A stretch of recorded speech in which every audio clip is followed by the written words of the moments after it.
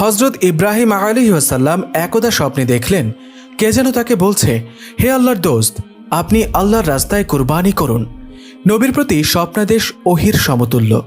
তাই হজরত ইব্রাহিম আলাইহিসসালাম স্বপ্নে কুরবানির আদেশ পেয়ে অস্থির হয়ে উঠলেন। অনেক চিন্তা ভাবনা করে তিনি দুম্বা উট কুরবানি করে দিলেন। দ্বিতীয় রাতে তিনি আবার স্বপ্ন দেখলেন একজন তাকে বলছেন, নবী আল্লাহর রাস্তায় কুরবানি করুন। এবারেও নবী 200 উট কুরবানি করলেন। অতঃপর তৃতীয় রাতেও তিনি একই স্বপ্ন দেখলেন। তৃতীয়বারেও তিনি 200 উট কুরবানি করলেন। চতুর্থ রাতে তিনি স্বপ্ন দেখলেন কে যেন তাকে বলছেন, হে আল্লাহর দোস্ত, আপনি আল্লাহর রাস্তায় আপনার প্রিয় সন্তানকে কুরবানি করুন। এবারের স্বপ্ন দেখে তিনি হতবুদ্ধি হয়ে গেলেন। তার সন্তান বলতে হজরত ইসমাইল আলাইহিসসালাম ব্যতীত আর কেউ নেই।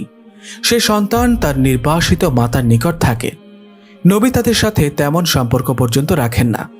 এমতাবস্থায় এহেন এক চরম প্রত্যাদেশ কিভাবে তিনি কার্যকরী করবেন এ ভেবে অস্থির হলেন। ভোরবেলা নবী সায়রা বিবির নিকট তার স্বপ্নের কথা আলোচনা করলেন। সায়রা নবীকে অতি সত্বর এ প্রত্যাদেশ কার্যকরী করার জন্য বিশেষভাবে অনুরোধ করলেন। হজরত ইব্রাহিম আলাইহিসসালাম অত্যন্ত ভারাক্রান্ত মন নিয়ে মক্কার পথে রওনা করলেন। সঙ্গে তিনি একখানা ছুরি ও কিছু রশি নিলেন। মক্কা পৌঁছে তিনি হাজেরার আস্তানায় গিয়ে বসলেন। সেখানে কিছু সময় বিশ্রাম নিয়ে হাজেরাকে বললেন, তুমি ইসমাইল আলাইহিসসালামকে ভালো পোশাক পরিয়ে আতর গোলাপ লাগিয়ে উত্তম রূপে সাজিয়ে দাও। ইসমাইল আলাইহিসসালামকে নিয়ে আমি এক দাওয়াতে যাব। সম্পর্কবিহীন পিতা পুত্রের মাঝে নতুন করে গভীর সম্পর্ক হতে যাচ্ছে দেখে হাজেরা খুব খুশি হলেন এবং ইসমাইল আলাইহিসসালামকে উত্তম রূপে সাজিয়ে দিলেন। হজরত ইসমাইল আলাইহিসসালামের বয়স ছিল তখন 9 বছর। দেখতে ফুটফুটে সুন্দর। হজরত ইব্রাহিম আলাইহিসসালাম পুত্রকে নিয়ে রওনা করলেন। ইতোমধ্যে শয়তান এসে বিবি হাজেরাকে বলল, তোমার পুত্র ইসমাইল কোথায় গিয়েছে? হাজেরা বললেন, তার পিতার সঙ্গে দাওয়াতে গিয়েছে। শয়তান বলল, সমস্ত কথা মিথ্যা।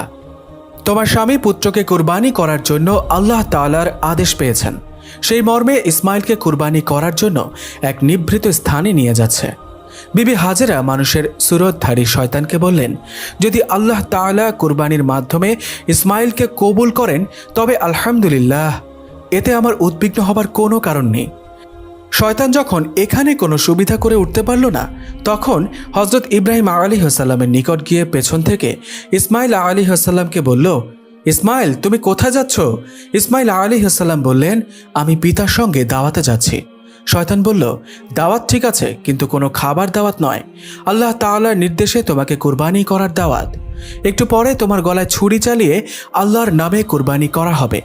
হজরত ইসমাইল আলাইহিসসালাম তখন বললেন, আল্লাহ তাআলা যদি আমার কুরবানি মঞ্জুর করে থাকেন তবে আমার ধন্য কপাল, এতে আপত্তির কোনো কারণ নেই।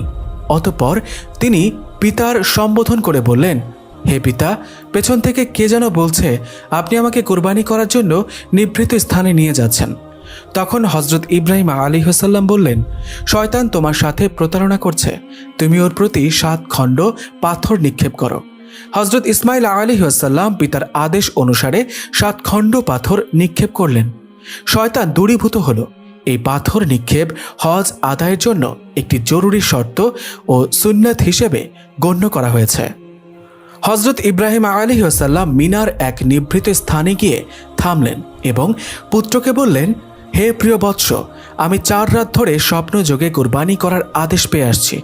আমি সে পরিপ্রেক্ষিতে 600 উট কুরবানি করেছি। শেষবারে আমার প্রিয় সন্তানকে কুরবানি করার আদেশ পেয়ে তোমাকে আল্লাহর নামে কুরবানি করার উদ্দেশ্যে এখানে নিয়ে এসেছি।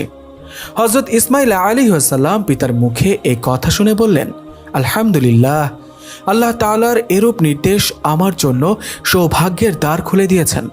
আমাকে আল্লাহ তাআলা কবুল করেছেন, এজন্য আমি অত্যন্ত আনন্দিত।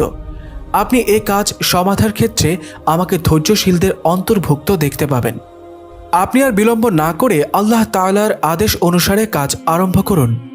হজরত ইব্রাহিম আলাইহিসসালাম বললেন, ইহা আমি কিভাবে সমাধা করব?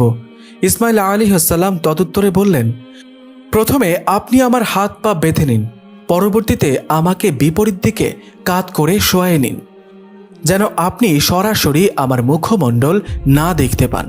তারপর আমার গলদেশে ছুরি চালান করুন। এতে আপনি অবশ্যই কৃতকার্য হবেন।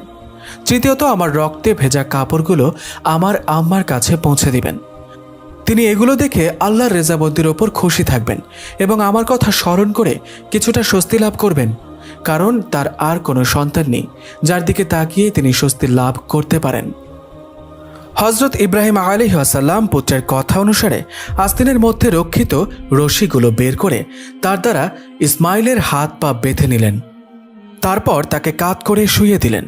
তারপর আস্তিন থেকে ধারালো ছুরি বের করে বিসমিল্লাহি আল্লাহু আকবার বলে ইসমাইলের গলদেশে ছুরি চালিয়ে দিলেন। কিন্তু তার ছুরি চালনায় কোনো কাজ হলো না। ছুরি ইসমাইল আলাইহিস সালামের চামড়ায় কোনো ক্ষত সৃষ্টি করতে পারল না। ইসমাইল আলাইহিস সালাম তখন পিতাকে বললেন, হে প্রিয় পিতা, সন্তানের মুখের দিকে তাকিয়ে তাকে জবেহ করা অত্যন্ত কঠিন কাজ। এই কাজ হয়তো আল্লাহ তাআলা পছন্দ করছেন না। অতএব আপনি কাপড় দিয়ে আপনার চোখ দুটি বেঁধে নিন, যাতে আমার চেহারা আপনি দেখতে না পান। তখন আপনার চেষ্টা অবশ্যই কাজে আসবে।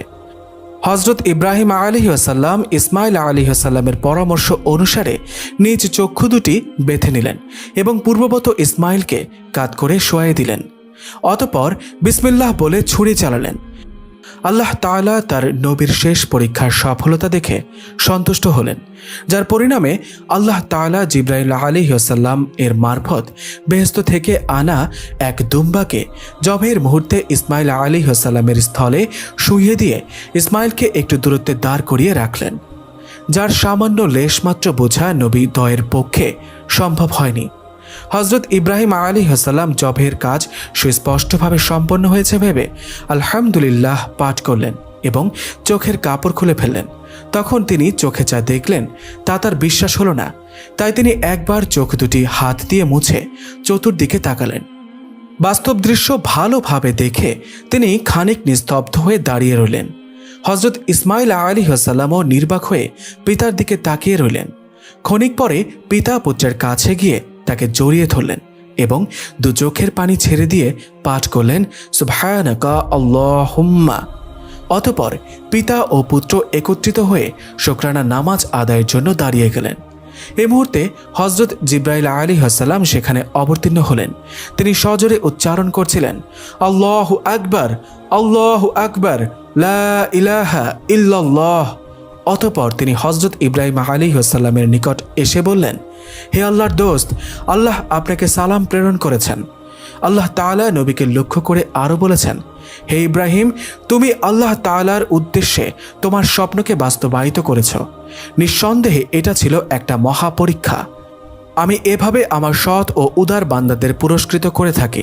আমি সন্তান কুরবানির ক্ষেত্রে বদল করে পশু কুরবানি দ্বারা পুরস্কৃত করেছে। এক্ষেত্রে আরও যা দেবার তা পরকালের জন্য রইল। আমি আমার সৎ নিষ্ঠাবান বান্দাদের পুরস্কার দিয়ে থাকি। ইব্রাহিম আলাইহিস সালাম আমার ঈমানদার কৃতজাত বান্দাদের অন্যতম। তাকে ইসহাক নামক আর এক পুত্রের সংবাদ দিচ্ছে, যিনি নবী হিসেবে আমার সৎ বান্দাদের অন্তর্ভুক্ত থাকবেন। হজরত ইব্রাহিম আলাইহিস সালাম আল্লাহ তাআলার প্রেরিত সুসংবাদ শুনে অত্যন্ত খুশি হলেন এবং তার দরবারে শুকরিয়া আদায় করলেন।